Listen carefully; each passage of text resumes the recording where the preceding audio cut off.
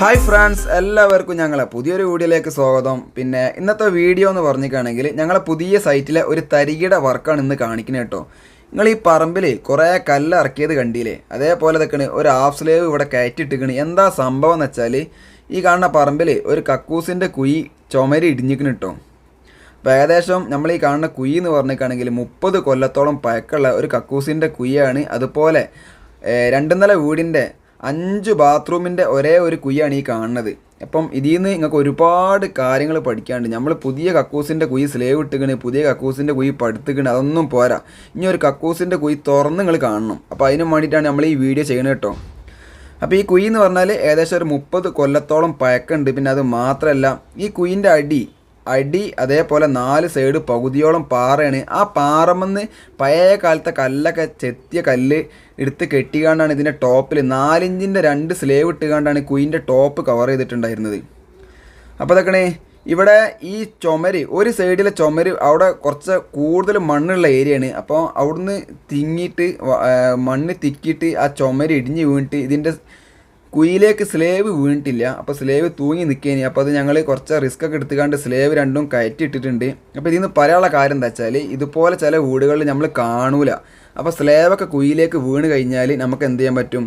ഒരുപാട് അഡ്ജസ്റ്റ്മെൻറ്റ് വർക്കുകൾ ചെയ്യാണ്ട് എന്നാണ് പറഞ്ഞു വരാനുള്ളത്. അപ്പം ഈ സൈറ്റിലെ കാര്യം നമുക്ക് നോക്കാം. അതായത് ഈ സൈറ്റിൽ ഇപ്പോൾ നിൽക്കണേ ഈ 2 നില വീടിൻ്റെ 5 ബാത്റൂമിൻ്റെ ഒരേ കുഴിയാണ്. അപ്പോൾ ഈ അവസ്ഥയിൽ ഈ സ്ലേവ് ഈ ചുമരൊക്കെ ഇടിഞ്ഞ് കുഴിയിലേക്ക് വീണ സ്ഥിതിക്ക് ചില ആൾക്കാരെന്താ ചെയ്യുക?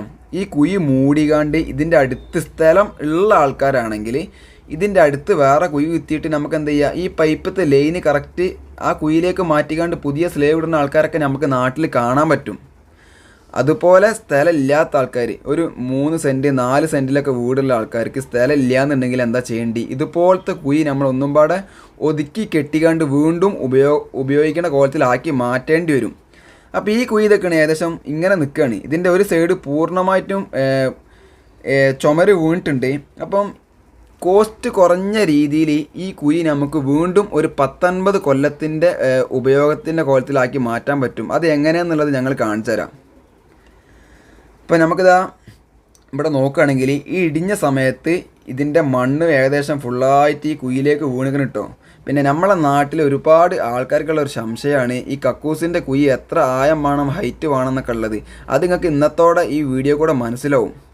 ഏകദേശം 30 കൊല്ലം പഴക്കമുള്ള ഈ ഒരു കുഴിൻ്റെ അവസ്ഥ നിങ്ങൾക്ക് ഇപ്പോൾ കാണിച്ചു തരാം.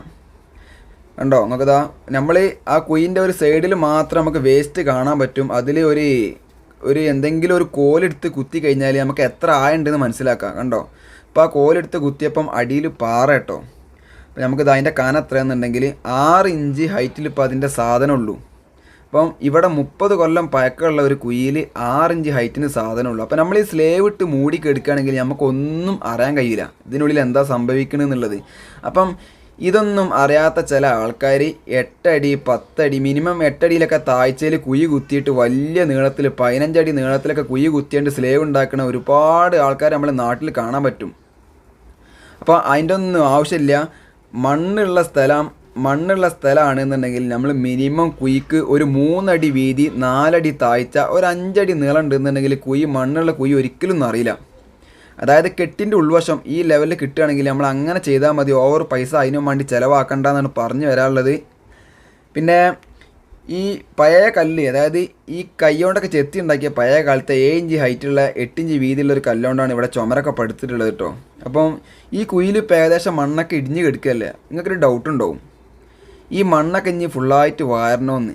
അപ്പം 30 കൊല്ലം പഴക്കമുള്ള ഈ കുഴിയിൽ എത്രത്തോളം വേസ്റ്റ് ഉണ്ടെന്നുള്ളത് നമ്മളിപ്പോൾ കണ്ടില്ലേ? ആ സ്ഥിതിക്ക് നമ്മളെന്താ ചെയ്യേണ്ടി അറിയോ? ആ കുഴിയിലെ മണ്ണൊന്നും വാരണ്ട. ആ മണ്ണ് അതേപോലെ അയക്കാൻ ഇട്ടുകാണ്ട് നമ്മൾ കുറേ ചെറിയ പീസുകളൊക്കെ ഇട്ട് ആ കുഴിയിൽ ആ വേസ്റ്റിലോടത്തൊക്കെ ചെറിയ പീസ് മുറിക്കല്ലുകളൊക്കെ ഇട്ട് നിറച്ചിക്കാണ്ട് നമുക്ക് അതിൻ്റെ സൈഡിൽ കെട്ടി കൊണ്ടുവരാൻ പറ്റും. സിമ്പിൾ പരിപാടിയാണ്. സ്ഥലമുള്ള ആൾക്കാരെന്താ ചെയ്യുക? അപ്പുറത്ത് പുതിയ കുഴി കുത്തുക ചെയ്യുക. നമ്മൾ ഒരുപാട് വർക്കുകൾ ഇങ്ങനെ നാട്ടിൽ കാണുന്നുണ്ട്. അപ്പം അതുകൊണ്ടാണ് നമ്മൾ ഈ വീഡിയോ കാണിക്കുന്നത് കേട്ടോ. പിന്നെ നമ്മളിതാ ഈ കുഴിയിൽ വർക്കൊക്കെ ചെയ്യുന്നതിന് വേണ്ടിയിട്ട് കുറച്ച് പെനോയിലോ അല്ലെങ്കിൽ മണ്ണെണ്ണ കിട്ടുകാണ്ട് ഇതുപോലെ നമ്മളൊന്ന് തെളിച്ച് കഴിഞ്ഞിട്ടാണെങ്കിൽ നമുക്ക് ആ സ്മെല്ലിനൊക്കെ ഒരുപാട് ആക്കുണ്ടാവും. ഇപ്പോൾ കണ്ടോ? കുറേ കല്ലിൻ്റെ പൊട്ട്, കുറേ കല്ലിൻ്റെ പൊട്ട് അതിൻ്റെ സൈഡിലൊക്കെ ഇട്ട് നിറച്ച്. അപ്പോൾ എന്താ ഉണ്ടാവുക അറിയോ, ആ സാധനമൊക്കെ ഫുള്ളായിട്ട് അടിയിലെ പാറ അടക്കം ടൈറ്റായി പിടിച്ച് ഇനി നമുക്ക് എന്ത് ചെയ്യുക, ആ മണ്ണോണ്ട് ഈ സൈഡിലൊന്ന് ഒതുക്കി എടുത്തിട്ട് അതിന്മേൽ കെട്ടി കൊണ്ടുവരാൻ പറ്റും. അപ്പോൾ ചില ആൾക്കാർക്ക് സംശയം ഉണ്ടാവും, ഇതിപ്പം കുറച്ച് 6 ഇഞ്ച് ഹൈറ്റിലല്ലേ സാധനമൊക്കെ ഉള്ളൂ, ഇപ്പോൾ ചില കുഴി തുറന്നു കഴിഞ്ഞാൽ 4 അടിയിൽ വെള്ളം ഉണ്ടാവും, 2 അടിക്കൊക്കെ മുകളിൽ വെള്ളം ഉണ്ടാവും, ഇങ്ങനത്തെ കുഴിയിലേക്ക് സ്ലേവ് വീണ് കഴിഞ്ഞാൽ എന്താ ചെയ്യാൻ പറ്റുകയെന്ന്. അപ്പോൾ അങ്ങനത്തെ കുഴിയിലേക്ക് എന്താ ചെയ്യാൻ പറ്റുക എന്നുള്ളതിൻ്റെ ഒരുപാട് ടെക്നിക്ക് നമ്മൾ ആ കുഴി കണ്ടുകയാണെങ്കിലേ പറയാൻ പറ്റുള്ളൂ. അപ്പം ഓരോ സൈറ്റിലും പല ഐഡിയക്ക് അനുസരിച്ച് നമുക്ക് എന്ത് ചെയ്യാൻ പറ്റും, പല പണികളും ചെയ്യാൻ പറ്റും. ഈ കുഴി ഇപ്പോൾ വേറെ ഒരു ആൾക്കാർ ഇവിടെ വന്നിട്ട് ഈ കുഴി വേറെ കുഴി ഇതിൻ്റെ അടുത്ത് തന്നെ കുത്തിയിട്ട് ഇതിൻ്റെ ഈ പൈപ്പ് എന്ത് ചെയ്യുക, അതിലേക്ക് കണക്ട് ചെയ്യാനുള്ളൊരു പ്ലാനിങ് കേട്ടോ. അതായത് ഈ വീടും ഈ കുഴിയും തമ്മിൽ 8 മീറ്ററിൻ്റെ ഡിസ്റ്റൻസ് ഉണ്ട്. അപ്പം ഈ 8 മീറ്ററൊക്കെ ഡിസ്റ്റൻസ് ഉള്ള കുഴികൾക്ക് എന്താ ചെയ്യുക, ആ വീട്ടിൻ്റെ എല്ലാ പ്ലംബിങ്ങിൻ്റെ ബാത്റൂമിൻ്റെ കണക്ഷന് ഒരു ലൈനിൽ അടിച്ചുകൊണ്ട് നേരെ ഈ പറമ്പിലേക്ക് ഒരൊറ്റ പൈപ്പിലാണ് കൊണ്ടുവന്നിട്ടുള്ളത്. അപ്പോൾ നമുക്ക് എന്ത് ചെയ്യാൻ മതി, ആ പൈപ്പിൻ്റെ അവിടെ ഒരു പുതിയ കുഴി ഇട്ടിട്ട് ആ പൈപ്പിൽ നിന്ന് നേരെ ഒരു ബെൻഡ് കൊടുത്തുകൊണ്ട് പുതിയ കുഴിയിലേക്ക് ഇട്ട പരിപാടി കഴിഞ്ഞ്. പക്ഷേ അതൊക്കെ ഒരുപാട് കോസ്റ്റ്, ഒരുപാട് ടൈമിങ്ങിൻ്റെ വർക്കാണ്. ഇപ്പം ഞങ്ങൾ കണ്ടില്ലേ, ഇവിടെ ആ മണ്ണ് കറക്റ്റ് പരത്തിയിട്ട് അടിയിൽ ഒറ്റ വരി പാക്ക്, ആ ഒറ്റ വരി പാക്കിന്ന് 5 ഇഞ്ച് വലിച്ചു വെച്ചുകൊണ്ട് പിന്നെ ഫുള്ളായിട്ട് പാക്കിട്ട് പടവ് ചെയ്യാനുള്ള പ്ലാനിങ് ആട്ടോ, ഒരേ മറിക്ക്. അപ്പം നമുക്ക് വേണമെങ്കിൽ എന്ത് ചെയ്യുക അറിയോ, ആ ഒറ്റത്തെ വരി 5 ഇഞ്ച് വലിച്ചു കൊടുത്ത് നമുക്ക് എന്ത് ചെയ്യുക, അടുത്ത വരിയുമാണ് 4 ഇഞ്ച് വലിക്കുക, അങ്ങനെയൊക്കെ വലിച്ച് കൊണ്ടുപോവുക. കാരണം ഇത് കുയിൻ്റെ ഉള്ളിലാണ് നിൽക്കുന്നത്, ഭൂമിൻ്റെ അടിയിലേക്ക് ചെയ്യുന്ന സംഭവമാണ്, ഇത് ഇടിഞ്ഞു വീകൂല. പക്ഷേ ഈ കുയി ഒരുപാട് വീതി കൂട്ടിയിട്ട് ഒരു കാര്യമില്ല. അതുകൊണ്ട് ഞങ്ങൾ എന്താ ചെയ്തതെന്ന് വെച്ചാൽ, നമ്മൾ അടിയിലെ വരി വലിച്ചു വെക്കേണ്ട ആവശ്യമില്ല. മറിക്ക് പടവ് ചെയ്യുമ്പം ക്ലയൻറ്റിന് കുയി വീതി കുറഞ്ഞോ എന്നൊരു സംശയം, അത് മാത്രമല്ല ഒരു ടെൻഷനൊക്കെ ഉണ്ടായതുകൊണ്ടാണ് ഞങ്ങൾ എന്ത് ചെയ്തത്, ഒരു 5 ഇഞ്ചെങ്കിലും വലിച്ചുകാണ്ട് ആ പടവ് ചെയ്യണം കേട്ടോ. അപ്പോൾ നമ്മൾ മൊത്തത്തിൽ ഒരു 3 വരി പാക്കിട്ട് നല്ലതാ, 2 സൈഡിലും പാറയാണ്, ആ 2 പാറയിൽ പീസൊക്കെ വെച്ച് അടിച്ച് ഒതുക്കി സെറ്റാക്കി വെച്ചിക്കണ്. ഇനി ഞങ്ങൾക്ക് ഏകദേശം ഒരു 2 വരി കല്ലും പാടെ പോവും. അപ്പോൾ ഈ 2 വരി കല്ലും പോവും, പോരാത്തതിന് ഒരു 2-3 ഇഞ്ചിൻ്റെ ഒരു ഡിസ്റ്റൻസും പാടെ വരുന്നുണ്ട്. അപ്പോൾ ഞങ്ങൾ പോയിൻ്റ് ചെയ്യാൻ വേണ്ടി കൂട്ടിയ സിമെൻറ്റിക്ക് കുറച്ച് മെറ്റലിട്ട് കണ്ട് അവിടെ കുറച്ച് കോൺക്രീറ്റ് ചെയ്തിട്ടുണ്ട്. ആ കോൺക്രീറ്റ് ചെയ്ത് കണ്ട് എന്ത് ചെയ്ത് അതിൻ്റെ ആ 2 വരി അങ്ങോട്ട് കംപ്ലീറ്റ് ആക്കി. കാരണം എന്താ പറയുക, നമ്മൾ ഈ സ്ലേവ് ഈ പടവ് ചെയ്ത് കഴിഞ്ഞ പാടെ തന്നെ ഇതിൻ്റെ സ്ലേവ് ഇതിൻ്റെ മുകളിലിട്ട് പോയിൻ്റ് ചെയ്യണം. ആ സമയത്ത് നമ്മൾ മുകളിൽ സിമെൻറ്റ് ഓവർ പരത്തി കഴിഞ്ഞാൽ ആ സിമെൻറ്റൊക്കെ ഇളകി കളിക്കുക മാത്രമേ ഉണ്ടാവുള്ളൂ, അപ്പോൾ ഉറപ്പുണ്ടാവില്ല. അതിനോണ്ട് എന്താ ചെയ്യുക, നമ്മൾ സിമെൻറ്റ് ഓവർ കനം കൂട്ടുണ്ടെങ്കിൽ അത് പടവിൻ്റെ അടിയിൽ ചെയ്യുക. അടിയിൽ എന്ന് പറഞ്ഞാൽ മുകൾ ഭാഗത്ത് സിമെൻറ്റ് പരത്താത്ത കോലത്തിൽ, കാരണം സ്ലേവ് നീക്കാനുള്ളതാണ്.